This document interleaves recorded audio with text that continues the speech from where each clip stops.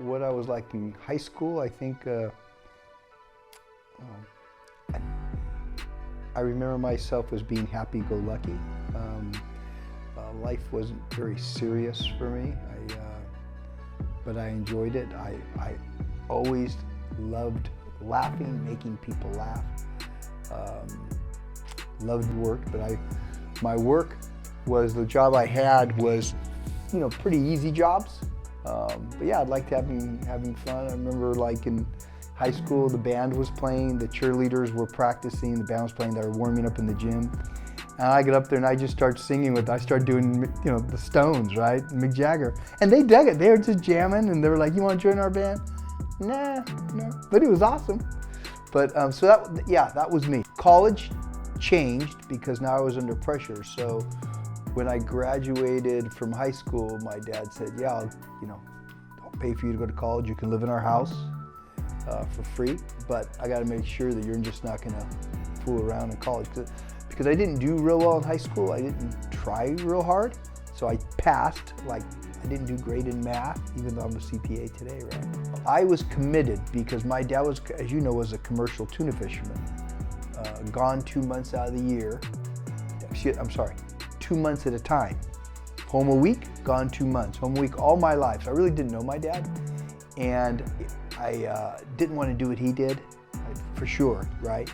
Didn't want to do that. So I was committed to getting educated. And it was hard because I had no high school. High school did not prepare me like some high schools do today. I was barely swimming. I think what made me successful, and I think you have to define what success is. My definition of success, my understanding of success is different today than it was maybe 30 years ago, right? So when I was in my mid-20s, let's say, just getting started working in public accounting for a public accounting firm, success was making money, working hard, and then going out and partying and meeting girls. I mean, that was success. And learning. I was always learning. I thought it was important to continue to learn because I was so insecure about my education. Then at 28, I started my own practice, and that was scary in a way, but also really exciting because I was kind of a risk taker. But again, it was just being willing to work whatever it took to get whatever job it was. I had friends, but I didn't see them all the time because I worked all the time. I mean, during tax season, just like I am today, back in those days, even when I was like 29 years old, January 14th to April 15th, every day, never took a day off, ever. I would sometimes take the Super Bowl off, but I'm not kidding, every day, I'd crank. When I was 27, 28, I would work on Fridays, work till like 9 o'clock, 10 o'clock, and those days we had suits, I'd go straight to the club. Go straight to the club and be there till 1, 2 in the morning, go home, go to bed, wake up, 6 hours later, go to work and crank some more, and then finally crash, For me, it was like work hard, but also have fun. But I didn't have a lot of downtime per se, My sense of success today is much different. My sense of success is not always financial. It is formulating a team, right? A team of people to work together on a project, whether it be renting a hotel, right? Or renting apartments, or even working in a CPA firm. I don't need to always be the superstar. I want everybody to be part of it. I want people to like where they work. And I think over the last 15 years that's happened with my firm, maybe 20 years, where when I first started, I was like, hey, I'm gonna work 12 hours a day, everybody does. Well, some people don't want to do that, right? They have different priorities. Totally get it. Women have a kid, they just want to work 40 hours. Guys want to come home, or they want to, play music at night, right? Everybody has their priorities. And so I just think giving back more, that's success.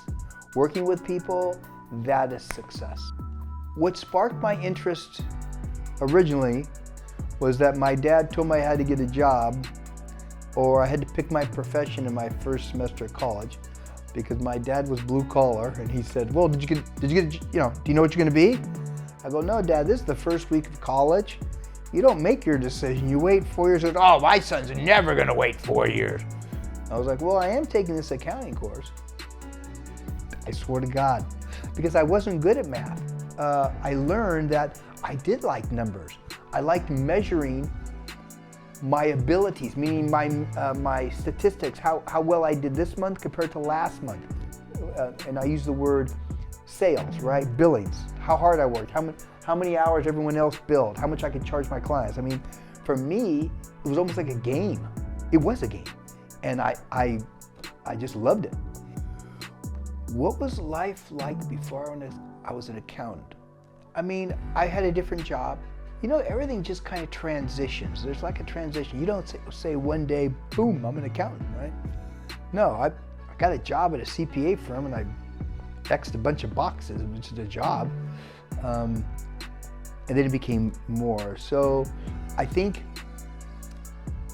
I don't know if life was different before I was an accountant. It was kind of the same, it was just a different job. But then I got older, more mature, and you know, it's kind of a trip. The money started getting greater. Let me give you an example. So I worked for this firm, and I got this a long time ago. They were paying me $12.50 an hour. That's 25 grand a year. A long time ago, right? And I was living on my own on 25 grand a year, okay, in San Diego. But 25 grand doesn't take you very far, okay? $12.50 an hour. And I started my practice, and now I no longer was working for the man, right? I was working on my own. And right away I went from making, you know, $12.50 an hour to like $30, $32 an hour. Such a difference working for myself. The problem is you say, oh, you're working for yourself. Well, I really wasn't working for myself, I was working for my clients. And let me tell you, they call you at all hours of the night. And you're like, oh my gosh, it's really not my business, it's their business. But getting back, in my early 20s, I don't think there's much of a difference. I mean, yeah, I worked at a Marina Cortez, and I wore shorts and tennis shoes, no shirt. I cleaned the pools, and you know, there was a pool at the marina, and I worked on the boats, and when the girls came down from LA, they came on those yachts during the summertime. Yeah, I took them out on dates. I mean, it's different than being an accountant, but it was a great job. You know, it was a great job. Yeah, cleaned the pool during the day because the girls were by the pool during the day. I mean, hello. Yeah, it was a good job. Well, one obstacle really stands out. I'll tell you, one obstacle. And it was really hard. You know, I was never a good test taker. Sorry, because you're not either. But I was never a good test taker. I was always a C average student. That's who I was. In accounting, you graduate from college, and when you graduate, after you graduate from college, you make the decision, am I just gonna be like a staff accountant? Am I gonna go work for a company, right, and just be an accountant for them? Or do I wanna be a certified public accountant, which gets certified, you know, gets a license, can start his own practice, and make it a CPA firm, a certified public accounting firm, right? But you gotta take this exam. Now, the exam's not like it is today. It's not like it was back then. It was much harder back then. No calculator, okay? It was 3 days, 8 hours a day of exams. It was only offered twice a year. And in May, I never took it in May because tax season ended April 15th, and it only gave me like 2 weeks to study. So I would never take it in May. I only took it in November. And it's 4 parts, and you gotta pass 2 parts the first time, and then you can pass the other 2 thereafter. I can never pass. I passed 3 parts, and then they told me on the 6th try, they said, if you don't pass, it's taking you so long to pass those 3 parts, if you don't pass on the 6th try, you lose everything. I'm working a CPA firm, by the way, okay? So all the guys next to me, they're all moving up because they got their CPA license. And so I took the exam and I failed. I lost everything. It was crushing. And I may have told you this, I went in and saw the managing partner to tell him, I mean, I was down. And he goes, that's okay. He goes, you really never were an accountant. You're more like an insurance salesman. Okay, that was the most humiliating thing he could say to me. Yeah, you're more like a sales guy. So what are you gonna do? Why don't you go into insurance sales? And I said to myself, no, I think I'm gonna give this one more try, right? But that just ignited me. And I did the same thing. July the 4th, I started studying. All the way to November, I took all 4 parts. Usually I took 2 parts at a time. You could take 1 part at a time, right? That's what a lot of people did. I took all 4. And I got my results back, and I passed all 4 parts. I called my dad. I'll never forget. I was right on where my bar is, and I was talking to him. I said, "Yeah, Dad, I passed." And I had tears in my eyes, and I was like, "Wow," because I was like, "Wow, you're really getting." Tell myself, you're really getting emotional. And I think I was getting emotional because I had really beat a major obstacle that I swear to God I never thought I would beat. I never thought I would graduate from college. I never did. I think I cried at my college, at my graduation ceremony. My vavoo, my grandfather was there, and my grandmother, and we took a picture. And I remember my grandfather saying, "You know, I've had many grandchildren, but you're my first one that went to college." I never thought of that, right? But I had nightmares after I graduated from college, and I've had them many times, the same nightmare, that I opened up my diploma after they handed it to me, and it was empty. "Oh, we're sorry, you gotta start over again. Your diploma's empty, you gotta start college again." So I never thought I'd graduate from college.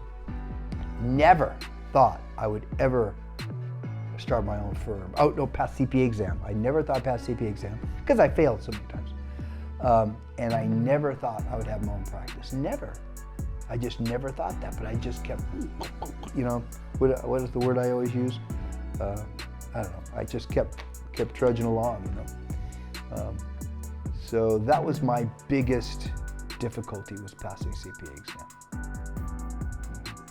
My accounting practice has taught me how to build relationships, and it's really taught me how to look at investments and decide if they're a good investment or not.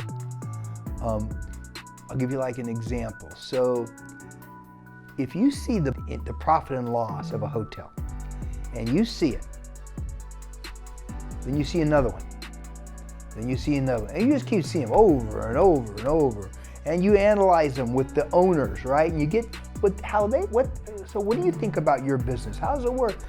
Over, every week somebody else comes in, and I hear what they're saying, what they're thinking, how they think about business. After 20 years, I got it down. So when I finally bought that hotel, yeah, I was 32, way too young to buy a hotel. And it was a disaster, right, but I was single, I lived in a condo, I didn't need any money, right? So, but it taught me how to make investments. And even today, like I'm doing this new deal, right? And I now know who to talk to.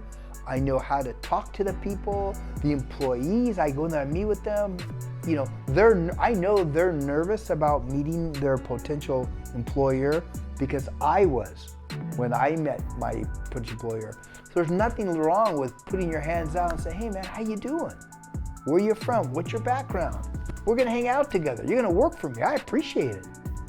Because a lot of people don't like to work today. But even aside from that, that's what it's taught me. It's taught me how to make decent management investing decisions.